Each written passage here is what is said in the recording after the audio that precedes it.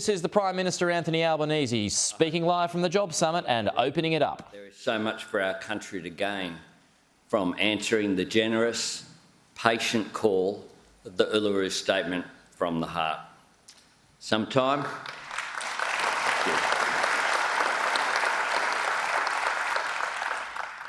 together we'll all be lifted up as a nation. 30 years ago, that wouldn't have happened. Now it happens as a matter of course.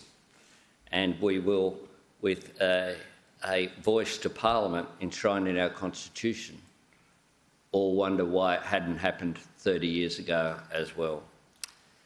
To Premiers and Chief Ministers, welcome. To my colleagues, parliamentary colleagues from across the spectrum who are here, welcome as well. To all of our friends who are here from the whole of Australian society, welcome. And to my fellow Australians, welcome to Parliament House. Thank you for bringing your energy, your ideas and your leadership to the National Jobs and Skills Summit. The 2 days ahead of us have been shaped by more than 100 different roundtables and consultations undertaken by ministers and government members across every portfolio right across our vast continent, involving many tens of thousands of Australians if you add up all the meetings. And I also want to acknowledge all the conversations that businesses and industry and unions and community groups have engaged in and led themselves, working to bring shared principles and concrete proposals to this gathering.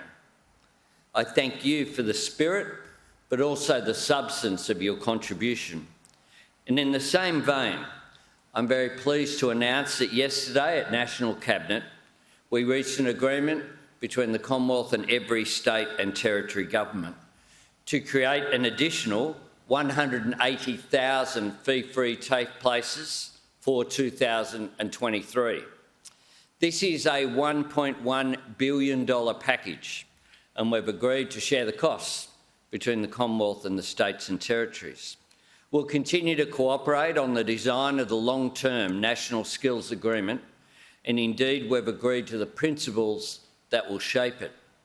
But in recognition of the urgent challenges facing our nation, we are taking action now with a $1 billion training blitz driven by public TAFE.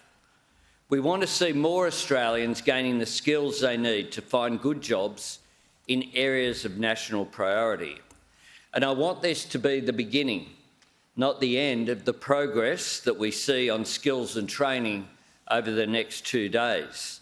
Because it's my great hope that this Jobs and Skills Summit marks the beginning of a new culture of cooperation, a new focus on working together to deal with the urgent challenges that our economy is facing, and new efforts to build together for the long term so Australians can seize and own the opportunities of the next decade.